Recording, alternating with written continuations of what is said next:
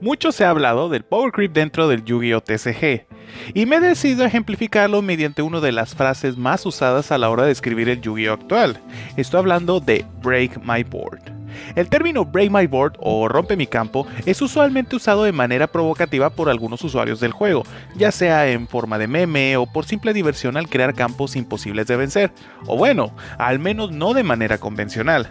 Y deseo hablar de este tema debido a que desde hace un buen tiempo se ha dado esto dentro del juego de manera regular, pero siendo sincero, esto de romper campos es posiblemente la esencia más pura del Yu-Gi-Oh! Debido a que esto sucede desde el principio del juego, no porque actualmente nos estemos enfrentando a campos cada vez más poderosos significa que en el Yu-Gi-Oh! De antaño no fuera así. Como bien saben, en mis videos me gusta revivir la historia del suceso en cuestión del que estoy hablando, y este video no será la excepción, ya que hay antecedentes y un trasfondo muy interesante detrás de esta frase, así que comencemos con esta historia. Aunque no lo crean y como ya bien dije, el romper campos siempre ha sido la manera de jugar Yu-Gi-Oh! Pero su evolución y las fases que lo componen han sido marcadas siempre con distintas maneras de crear campos difíciles de vencer, y para eso nos remontamos al inicio del juego con el tipo de deck y la generación más querida por todos los Nostalbags. Obviamente estoy hablando del Vanilla Beatdown. Si bien la imagen que muestro a continuación era una de las variantes más competitivas de ese entonces, pero no era la única. Había quienes lo jugaban con Blue Eyes, Dark Magician, etc. Aún así, no se parece en nada a lo que un deck en la actualidad puede hacer. Hay que decir que en esos tiempos, el enfrentarte a un deck beatdown se traducía en intentar reducir los recursos del oponente mientras él simplemente evitaba que lograras mantener monstruos en el campo.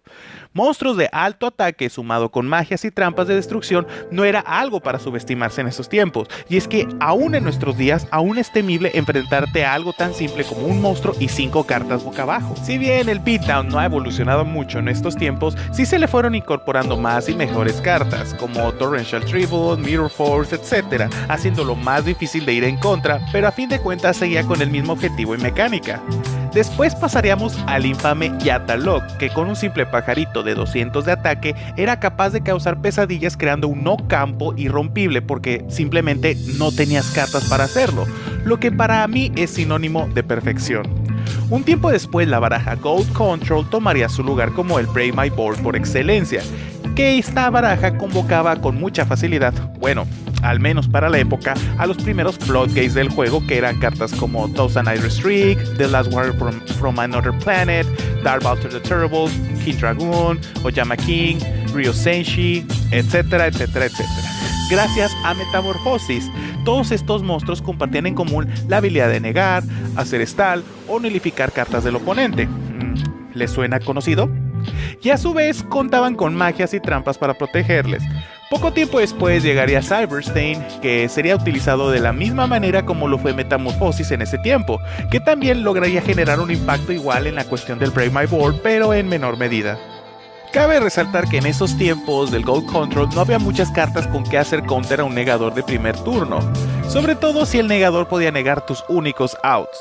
Algunas personas utilizaron a Lava Golem como contrajuego para Thousand Iris Streak y su pandilla de fusiones, pero no era muy eficaz debido a que casi todos, si no es que todos los decks de esa época eran Normal Summon dependientes, y el regalar un monstruo de 3000 de ataque para después gastar más recursos para quitártelo de encima no era la opción más viable.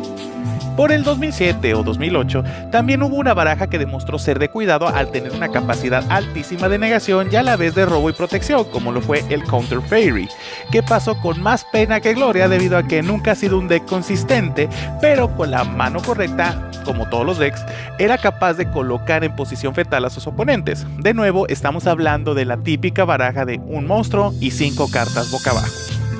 Avanzando un poco más rápido encontraríamos decks como el Teledad, que era capaz de convocar monstruos como Dark and the Dragon y poderoso Synchro como Stardust, que también era un negador.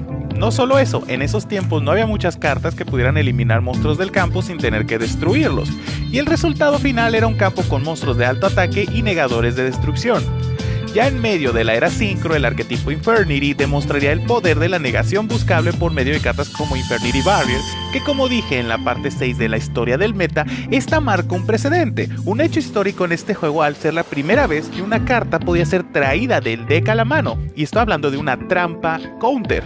No solo eso, su condición de activación era una burla, lo cual los volvía muy fuertes, aparte que al igual que el Teledad, este deck tenía acceso a sincros como el anteriormente mencionado Stardust Dragon. Otro deck que también vio bastante juego y podríamos catalogarlo igual dentro del Brave by Board era el deck Heraldo de la Perfección. A pesar de que ya existían los heraldos naranjas, púrpuras, amarillos, verdes, arcoíris y unicornio, se pensó que era buena idea crear un negador de efectos de monstruo y activaciones de magia y trampa en una piñata con 2800 de prominentes glúteos, que aunque podía negar todo, su velocidad no alcanzaba para poder negar una simple Infernity Barrier. Ya casi terminando la época Synchro, llegó un nuevo y mejorado Shien para darles el empujón que necesitaban los Six Samurai, que junto con los Synchros Naturia Barkion y Naturia Beast y su facilidad para convocarles, lograban uno de los más conocidos ejemplos de Brave My Board actuales. A su vez llegaría un nuevo arquetipo de máquinas llamado Karakuri, que a pesar de no tener negadores, podían de manera consistente dejar campos de 3 a 5 Synchros de alto ataque listos para terminar el juego. A partir de aquí es cuando cambió drásticamente la generación de campos, debido a que ahora los decks buscaban hacer OTK más rápido en vez de concentrarse en no dejar jugar Yu-Gi-Oh al oponente, que prácticamente es lo mismo. No solo eso, los arquetipos y barajas siguientes tenían maneras de no dejar jugar Yu-Gi-Oh a su oponente sin necesidad de negar, sino que prevenían o creaban disrupción en el turno del oponente. Ejemplo de esto tendríamos a la baraja Agente, que con facilidad podían dejar un campo capaz de crear un OTK con el plus de tener acceso a monstruos como Cristia, que no le permitían al oponente ganar por medio de una generación de campo igual.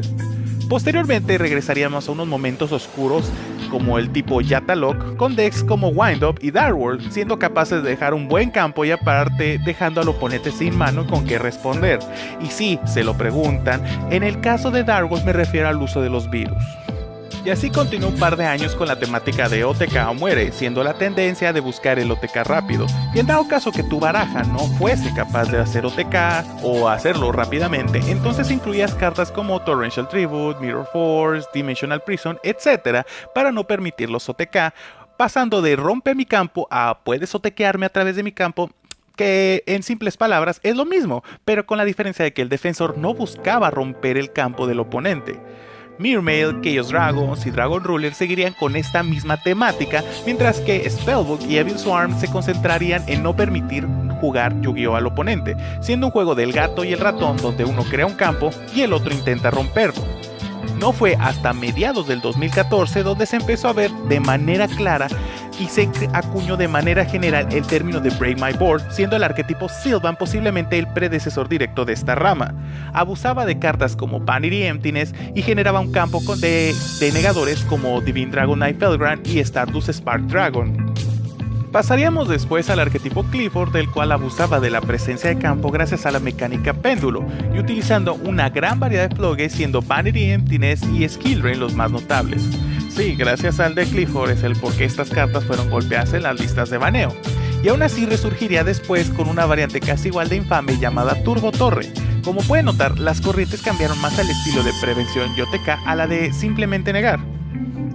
En el 2015, un arquetipo resurgiría para revivir y abusar de una vieja carta con sobrepeso ahora baneada. Estoy hablando de la baraja Necros, que también tenían un tipo de fobia a los monstruos del extra deck debido a que una gran parte de sus efectos era en contra de ellos. Algo así como la baraja Alley of Justice, pero que sí funcionaba. A mediados del 2015, un macho alfa hermoso, o sea yo, ganaría un regional con Zefra Yang Xing, convocando varios negadores del extra deck en un turno, lo que serviría como la predecesora de las barajas Zefras utilizadas por el resto del 2015 y finales del 2016. En el 2016, con las barajas péndulo en su apogeo, se crearían nuevas maneras de explotar las counter trap buscables. La baraja Pepe, que después se transformaría en Dracopal, esta abusaba de la pobre indefensa Gideon Ariadne para buscar cartas como Solemn Strike y Solemn Scolding, de manera gratuita gracias a la mecánica péndulo. A mediados de este año, otra baraja que también era capaz de generar campos infames eran los Monarcas, con su nuevo soporte utilizando el dominio de los Monarcas, junto con cartas como Vanity Fiend y Majesty Fiend, creaban un log con el cual los oponentes no podían convocar de manera especial desde el extra deck y tampoco activar sus efectos de monstruos.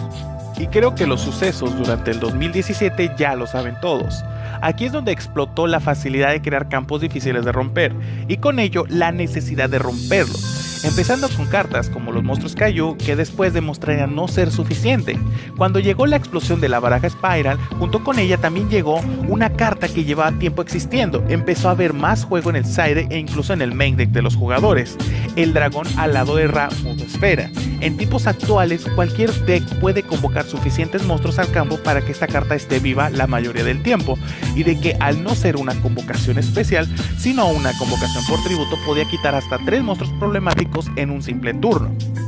Como he dicho antes, a veces es necesario conocer la evolución del juego o una mecánica para entender bien el porqué de ella.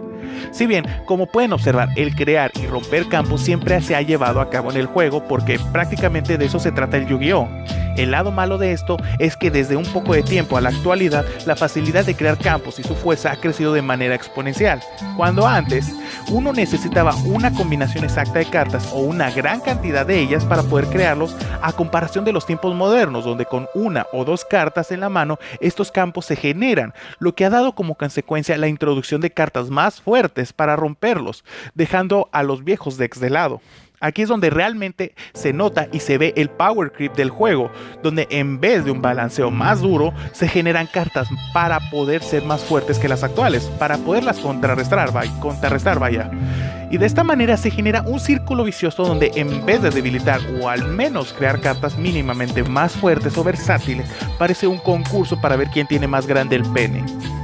Utilicé el Break My Board como analogía para ejemplificar el power grip que se ha dado en este juego.